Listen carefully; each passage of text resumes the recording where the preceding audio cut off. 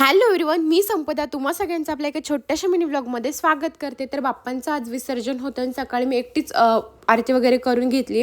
दुपारी आहो लवकर आले. मग मी छान नैवेद्य वगैरे बनवला होता. मोदक पण बनवले होते आणि मोतीचूरचे लाडू पण होते.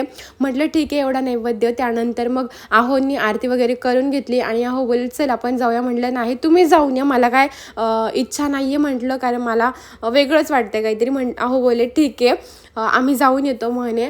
मग छान असं बाप्पांचं विसर्जन करायला आहोच गेले होते. मग मी रूमलाच होते आणि आहोनी पण व्हिडिओज काढले होते. मी ह्या व्हिडिओमध्ये एकदाही दिसणार नाही तुम्हाला, कारण सगळे व्हिडिओज आहोने काढले होते.